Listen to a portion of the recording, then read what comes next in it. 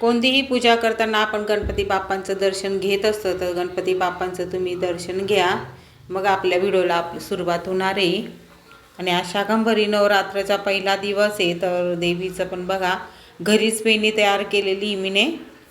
श्री स्वामी समर्थ. कशा आहात? मस्त आहात? मस्तच राहा. आजचा दिवस तुमचा चांगला जा ही स्वामीचरणी प्रार्थना करणारी शाकंभरी नवरात्राला सुरुवात झालेली आहे. पौर्णिमापर्यंत अर्चन करायचं. तर कुंकुमार्चन कसं करायचं? तुमच्याजवळ श्रीयंत्र असेल तर श्रीयंत्राला कुंकुमार्चन करा. अन्नपूर्णाची मूर्ती असेल कोणती धातूची, त्याच्यात तुम्ही कुंकुमार्चन करू शकता. किंवा लक्ष्मीची मूर्ती असेल, फोटो असेल तर तुम्ही कुंकुमार्चन करू शकता.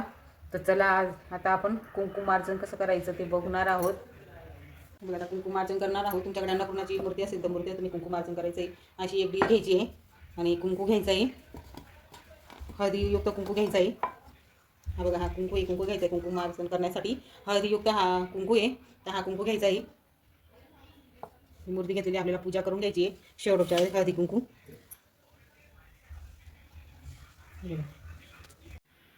आपण कुंकू घेतलेला आहे. हळदीयुक्त कुंकू आहे, केमिकलवाला घ्यायचं नाही आहे. केमिकलवाला घेतला की आपल्याला कपाळाला त्रास होते, खाज सुटे, इन्फेक्शन पण होऊ शकतो. आणि मूर्ती घेतलेली आहे चांदीची असेल, कोणत्याही धातूची मूर्ती चालणार आहे. श्रीयंत्र असेल तर श्रीयंत्र घ्या. मी अन्नपूर्ण मातेची मूर्ती घेतलेली आहे आणि आता कुंकू षोडोपचारे पूजा करून घेणार आहे. अभिषेक वगैरे माझ्या सकाळीच करून झालेला. आता हळदी कुंकू लावून घ्यायचं आहे. अक्षदा असतील तर अक्षदा व्हायच्या आहेत, फुलं असतील तर फुलं अर्पण करायचे. तुपाचा दिवा लावायचा आहे. माझ्या मंदिरात दिवा चालूच आहे. धूप दीप अगरबत्ती दाखवायचा आहे, नमस्कार करायचा आहे आणि आपल्याला कुंकुमार्चन करायचं आहे. बघा मंदिरात दिवा चालू आहे, आपल्याला पूजा करायची असते. आणि आता आपल्याला कुंकुमार्चन करून घ्यायचं. तर कुंकुमार्चन करताना आपण कोणत्या कोणत्या सेवा करू शकतो? तर चला, आणि बोटं कोणते वापरायचे तर आपण 5 बोटाने असते तुम्हाला करू शकतो. 5 बोटं घ्यायचे. 5 बोटाने आपल्याला कुंकुमार्चनची सेवा करायची आहे. ओम श्रीम हेम श्रीम कमले कमलालया प्रसिद्ध श्रीम हेम श्रीम महालक्ष्मी नमः. तर तुम्हाला कोणती कोणती सेवा करायची आहे तर ते सांगणारच आहे. तर श्री सुक्ताचं श्री सुक्त तुम्ही बोलू शकता. 11 वेळा किंवा 16 वेळा तुम्ही श्री सुक्त बोलू शकता. आपल्याला कुंकुमार्चन करायचं 51 वेळा, 108 वेळा. आपण जितकं श्री सुक्ताचं पठण करणार आहोत तितकंच आपलं चांगलं होत असतं. आणि कुंकुम मार्जन केल्याने काय होतं ते पुढे दिलेलं जे हार केलेला आहे की काय फायदा होत असतो कुंकुमार्चन करणारा. आणि ही देवीला आवडणारी सेवा आहे, म्हणजे खूप प्रिय ही देवीला ही सेवा. तर चला आपण आता कुंकुमार्चन करणार आहोत. श्री सुक्ताचं आपल्याला कुंकुमार्चन कसं करायचं. आता काही महिलांना कुंकुमार्चन कसं करायचं ते माहिती नसतं, तर चला तुम्हाला सांगणार कुंकुमार्चन कसं करायचं. श्री सुक्त तुम्हाला 16 वेळा नित्यसेवेचं पुस्तक असेल तुमच्याकडे दिंडोरी प्रणीत, त्याच्यात तुम्हाला मिळून जाईल. पान नंबर 16 वेळा किंवा 11 वेळा पान नंबर सांगते तुम्हाला नित्यसेवेचं. कुंकुमार्चन जे श्री सुक्त आहे आणि जे आपल्या जवळ आहे महालक्ष्मी अष्टकम 119 पान नंबर आहे. नित्यसेवेचं पुस्तक असेल तर ते श्री सुक्त आहे. आणि कशा पद्धतीने कुंकुमार्चन करायचे तुम्ही 11 वेळा 16 वेळा जर बोलत असणार तुम्हाला तर फलश्रुती नंतर बोलायची असते आपल्याला. तुम्ही जर 11 वेळा श्री सुक्ताचं पठण करत असणार तर 11 वेळाचं आपल्याला 10 वेळा बोलायचं आहे. आणि 11व्या वेळा आपल्याला फलश्रुती फक्त हात जोडायचं आहे, तेव्हा कुंकुमार्चन करायचं नसतं. चला आता कुंकुमार्चन दाखवते अशा 5 बोटाने. तुम्ही नवार्ण मंत्र सुद्धा 108 वेळा बोलू शकतात. ओम ऐं ह्रीं क्लीं चामुंडाय विचे स्वाहा, ओम ऐं ह्रीं क्लीं चामुंडाय विचे स्वाहा. अशा ह्या पद्धतीने तुम्ही कुंकुमार्चन करू शकतात. आणि नित्यसेवेचं पुस्तक आहे, इथं श्री सुक्त दिलेलं आहे. तर कशा पद्धतीने तुम्हाला वाचायचं आहे, कुंकुमार्चन करायचं आहे, तर ती विधी तुम्हाला सांगणार आहे कशा पद्धतीने आपण कुंकुमार्चन करायचं. एका हातामध्ये मोबाईल आहे, एकाच हाताने म्हणजे पटकन पान नंबर हातात येत नाही. नंबर तर माहिती असतं 119 आहे. हे बघा ही श्री सुक्त आहे. आपल्याला जे 1 नंबर दिलेलं असतं ना तिथपर्यंतच बोलायचं असतं. हरि ओम हिरण्यवर्णम हारणे सोनरसा चंद्र लक्ष्मी जात वेद आवाहा, लगेच स्वाहा करायचं. तामा आवाजात वेदोलशी मनपगामीं यस्यम हिरण्यविंदे गामश पुरुषाणहम स्वाहा.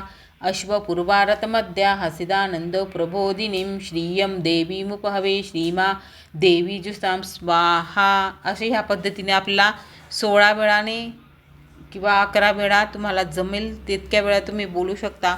51, 21, 108 जितकं आपण श्रीसुक्ताचं पठण करणार आहोत तितकंच आपलं चांगलं होणार आहे.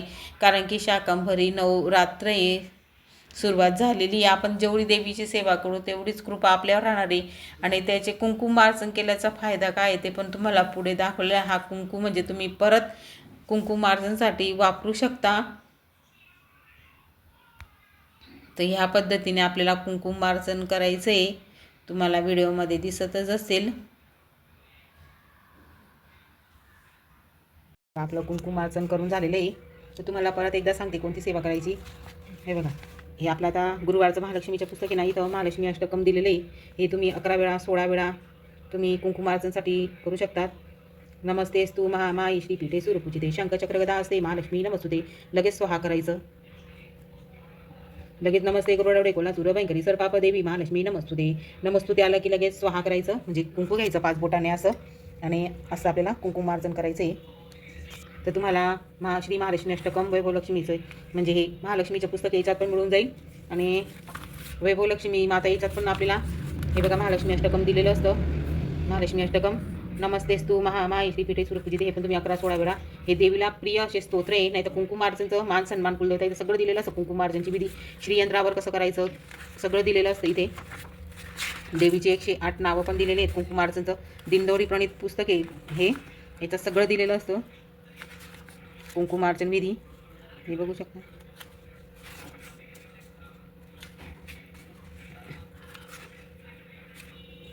हे बघा इथं दूर दिलेलं असतं विवाहासाठी कुंकुमार्चन.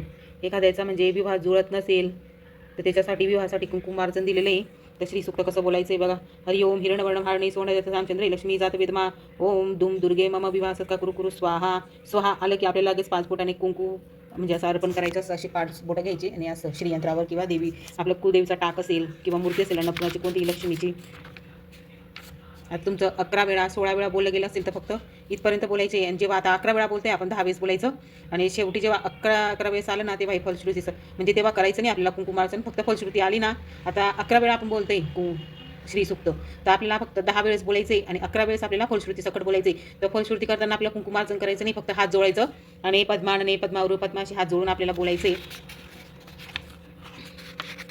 आणि इथं बघा सगळं दिलेलं असतं श्रीयंत्र. आपण कुंकुमार्चन कसं करायचं हे बघा श्रीयंत्राचं दिलेलं आहे. म्हणजे पहिले श्रीयंत्र घ्यायचं, हळदी कुंकू लावायचं, फूल दिवा हे करायचं.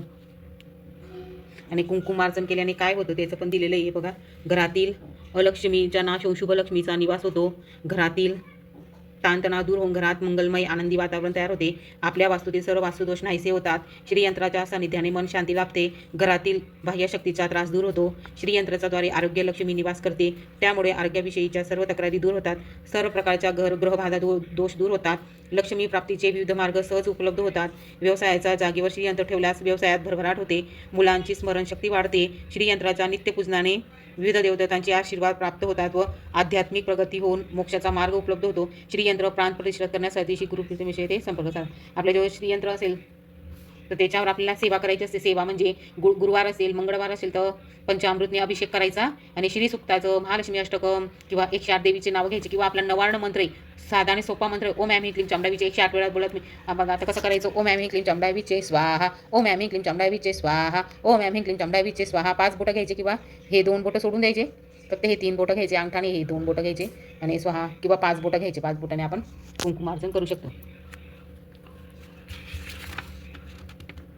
आता हे बघा श्रीयंत्र आपल्याला म्हणजे काय करायचं आहे. पहिले श्रीयंत्र आपल्याला स्वच्छ पंचामृतने अभिषेक वगैरे करून घ्यायचं आहे. एक ताट घ्यायची डिश अशी म्हणजे डिशावर श्रीयंत्र ठेवायचं.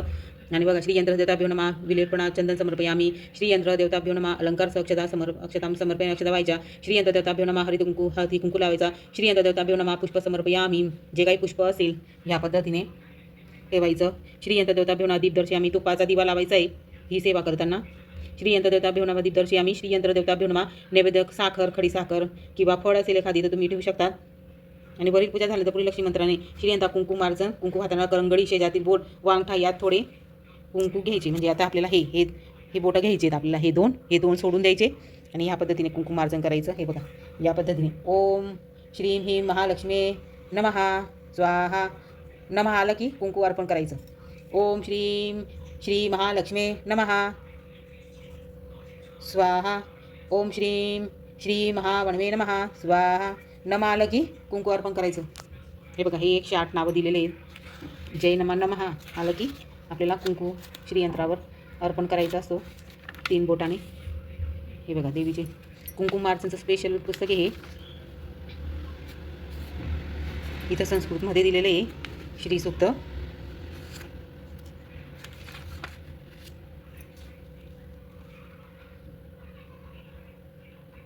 हे बघा श्रीयंत्राच्या देवी अष्टशत नामाने कुंकुमार्चन म्हणजे 108 नावं कुंकुमार्चन. म्हणजे ही आता ही सेवा कोण करू शकतो. आता बघा श्रीयंत्रा देवी अष्टित शत नामाने कुंकुमार्चन. सुवासिनी स्त्रियांनी विवाह सौख्यतारणा निरसनपूर्वक अखंडित सौभाग्य पुत्रपौत्र अभिवृद्धी अक्षयसुख शिवसैजदी विधवा परिपक्व घटस्फोट अशा स्त्रियांनी इहनजन्मी शिवायसुजादी ज्यांचे म्हणजे घटस्फोट वगैरे झालेला असतात तर त्यांनी व्हावे.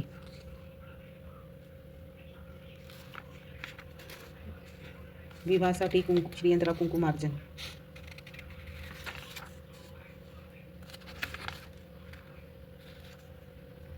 हे बघा शिवलिंगावरती आता शिवलिंग असेल तर त्याच्यावर पण आपण तांदूळ घेऊन तर पुढे दिलं आहे. इथं दिलेलं आहे की शिवलिंगावर कशा पद्धतीने आपण म्हणजे कुंकुम विधी करू शकतो. श्री पार्वती मातेच्या विवाहासाठी शिवलिंगा कुंकुमार्चन केले होते. तोच विधी पुढे दिलेला आहे. मागील पद्धतीत घरातील शिवलिंग एका पाटावर पांढरा कपडा अंथरून त्यावर थोडे तांदूळ टाकून त्यावर ठेवावी. मंगल तिलक आचमन प्राणायाम करून पुढे संकल्प सोडा. मुलांच्या विवाहासाठी त्याने शंकराच्या पीठ हळद व्हावी. मुलींच्या विवाहासाठी मुलींनी शिवलिंगा कुंकू व्हावी. कुंकू किंवा हळद 5 बोटांनी व्हावी. हे बघा शिवलिंगावर पण आपण विवाहासाठी आपण हे करू शकतो. कुंकुने मुलांनी कुंकुने करायचे आणि मुलगी असेल कुमारिका तर तिने कुंकुने करायचे 5 बोटांनी करायचे. इथं दिलेलं आहे. अथ संकल्प अथ शुभ तिचं नाव घ्यायचं आहे. गोत्राचं नाव गोत्र नसेल तर काश्यप गोत्रातील माहीत नसेल तर बघा काश्यप गोत्र दिलेलं आहे घ्यावे. अविवाहितेने गोत्र पात्रे स्वतःचे व्यवहारिक नाव म्हणजे आपलं जे नाव असतं ते घ्यायचं आहे. मम आत्मन संकलशास्त्र पूर्णतः फलप्राप्त म्हणजे आपल्याला कशात पूर्ण फलप्राप्ते शोभनम गुणमंडित विषय वरवधू. तुम्हाला मुलगा असेल तर वधू आणि मुलगी असेल तर वरसाठी अनायसेन विवाह श्री शिवलिंगार्चन विधियम. तर फक्त आपल्याला 108 नावं घ्यायचे. शिवाष्टोत्तर नामवली या पुस्तकात दिलेले 108 नावं. बघा वरील विधी पूर्ण झाल्यानंतर शंखाची पिंड स्वच्छ करून त्यांची पूजा करावी. नैवेद्य दाखवून व श्री शंकराची आरती म्हणावी. आपलं कुंकुमार्चन झालं शिवलिंगावर स्वच्छ धुवायची षोडोपचारी पूजा करायची भस्म वगैरे लावायचा आणि प्रसाद दाखवायचा आणि आरती करायची. तर बघा हे कुंकुमार्चनचं दिंडोरी प्रणित मान सन्मान कुलदेवताचं पण दाखवलेलं आहे. आपण कशाप्रकारे खंडोबाचं सगळं दिलेलं आहे इथे. तर तुम्ही हे पुस्तक आणू शकतात. कुंकुमार्चन कसं करायचं सगळं दिलेलं आहे. आपल्या अन्नपूर्णा मातेवर कुंकुमार्चन झालेलं आहे. आता हा कुंकू लगेच आपल्याला प्रार्थना करायची आहे. आणि कुंकू ह्या असा डब्बा असतो स्टीलचा किंवा प्लॅस्टिकचा त्याच्यात तुम्ही नाही तर असे डब्बे मिळतात. याच्यात आपल्याला कुंकुमार्चनचा डब्बा घ्यायचा. याच्यात कुंकू टाकू शकतो आपण आणि रोज सकाळी आंघोळ झाल्यावर आपल्याला हा कुंकू लावायचा आहे. हा कुंकू तुम्ही परत वापरू पण शकता कुंकुमार्चनसाठी. आणि हळदीयुक्त कुंकूच घ्यायचं आहे. दुसरा केमिकलवाले घ्यायचे नाही तर खाज सुटते आपल्या कपाळाला इन्फेक्शन होऊ शकतो. म्हणून हळदीयुक्त कुंकूच घ्यायचं आहे. आता बाजारात केमिकलवाले कुंकू येत असतात ते घ्यायचं नाही. हळदी कुंकूचा विचारायचा. नाही तर जवळपास केंद्र असेल तर तिथे म्हणजे दुकान असते तिथं मिळून जाईल. नाही तर कुठेही धार्मिक दुकानामध्ये तुम्हाला हळदीयुक्त कुंकू मिळून जाईल. चला तुम्हाला थोडक्यात दाखवलेलं आहे कुंकुमार्चन कसं करायचं आणि मान सन्मान कुलदेवताचा कुंकुमार्चन विधी कशी करायची. शिवलिंगावर मूर्तीवर श्रीयंत्रावर काय म्हणजे कोणती सेवा करायची ते पण तुम्हाला सांगितलेलं आहे. अजून काही प्रश्न असेल तर कमेंटमध्ये नक्की सांगा. तर चला आजचा व्हिडिओ तुम्हाला कसा वाटतंय कमेंटमध्ये नक्की सांगा. जर आवडला असेल तर लाईक शेअर सबस्क्राईब करा विसरू नका. श्री स्वामी समर्थ.